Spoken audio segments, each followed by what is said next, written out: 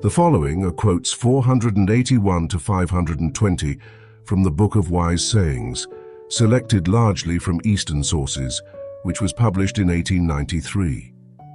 It was edited by William Alexander Clouston. Enjoy.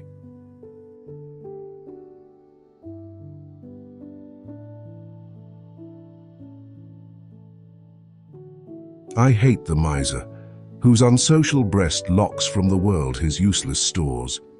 Wealth by the bounteous only is enjoyed, whose treasures in diffusive good employed, the rich return of fame and friends procure, and against a sad reverse a safe retreat secure. Wisdom alone is the true and unalloyed coin for which we ought to exchange all things. For this, and with this everything is bought and sold, fortitude, temperance, and justice. In a word, true virtue subsists with wisdom. If thou intendest to do a good act, do it quickly, and then thou wilt excite gratitude. A favor, if it be slow in being conferred, causes ingratitude. 'Tis those who reverence the old that are the men versed in the faith, worthy of praise while in this life, and happy in the life to come. Low-minded men are occupied solely with their own affairs, but noble-minded men take special interest in the affairs of others. The submarine fire drinks up the ocean to fill its insatiable interior. The rain cloud, that it may relieve the drought of the earth, burnt up by the hot season. Those men are wise who do not desire the unattainable, who do not love to mourn over what is lost, and are not overwhelmed by calamities. Let him take heart who does advance, even in the smallest degree. A truly great man never puts away the simplicity of a child. If thou desirest ease in this life, keep thy secrets undisclosed like the modest rosebud. Take warning from that lovely flower, which by expanding its hitherto hidden beauties when in full bloom, gives its leaves and its happiness to the winds. A husband is the chief ornament of a wife, though she have no other ornament. But though adorned without a husband, she has no ornaments. He who has more learning than goodness is like a tree with many branches and few roots, which the first wind throws down, whilst he whose works are greater than his knowledge is like a tree with many roots and fewer branches, which all the winds of heaven cannot uproot. He that would build lastingly must lay his foundation low.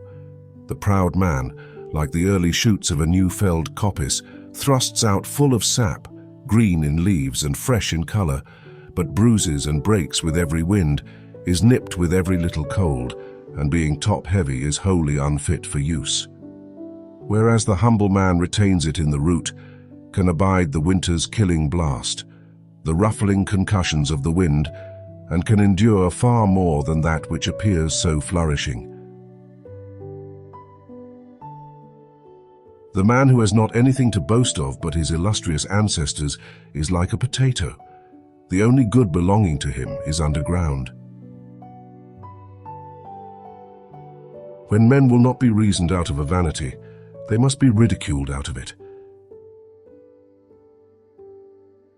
Women are ever in extremes. They are either better or worse than men. An absent friend gives us friendly company when we are well assured of his happiness. The man of worth is really great without being proud. The mean man is proud without being really great. Liberality consists less in giving much than in giving at the right moment. Outward perfection without inward goodness sets, but the blacker dye on the mind's deformity. As a solid rock is not shaken by the wind, so wise men falter not amidst blame or praise. Of what avail is the praise or censure of the vulgar, who make a useless noise like a senseless crow in a forest? Hark! Hear the sound of lute so sweet, and there the voice of wailing loud. Here scholars grave in conclave meet. There howls the brawling drunken crowd. Here charming maidens full of glee. There tottering withered dames we see. Such light, such shade. I cannot tell if here we live in heaven or hell. The everyday cares and duties which men call drudgery are the weights and counterpoises of the clock of time, giving its pendulum a true vibration and its hands a regular motion, and when they cease to hang upon the wheels, the pendulum no longer sways, the hands no longer move, the clock stands still. A man of little learning deems that little a great deal. A frog, never having seen the ocean, considers its well a great sea. Trust not thy secret to a confidant, for he too will have his associates and friends, and it will spread abroad through the whole city, and men will call thee weak-headed. Labor like a man, and be ready in doing kindnesses. He is a good-for-nothing fellow who eateth by the toil of another's hand. Let every man sweep the snow from before his own doors, and not busy himself about the frost on his neighbor's tiles. Note: there was a mistake in the intended meaning of this phrase. It was meant as a saying to discourage people from being selfish, hence the actions described above. With knowledge say, what other wealth can vie, which neither thieves by stealth can take, nor kinsmen make their prey, which lavished never wastes away. Women's wealth is beauty, learning that of men. Prosperity attends the lion-hearted man who exerts himself, while we say, destiny will ensure it. Laying aside destiny, show manly fortitude by thy own strength. If thou endeavor, and thy endeavors fail of success, what crime is there in failing? Spare not, nor spend too much, be this thy care. Spare but to spend, and only spend to spare. Who spends too much may want and so complain, but he spends best that spares to spend again. Everything that is acknowledges the blessing of existence.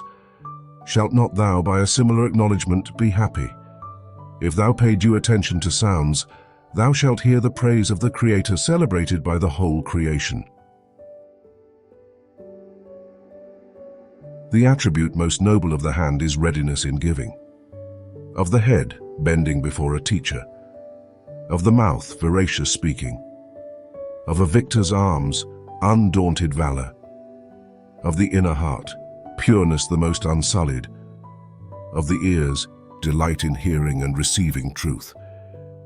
These are adornments of high-minded men, better than all the majesty of empire.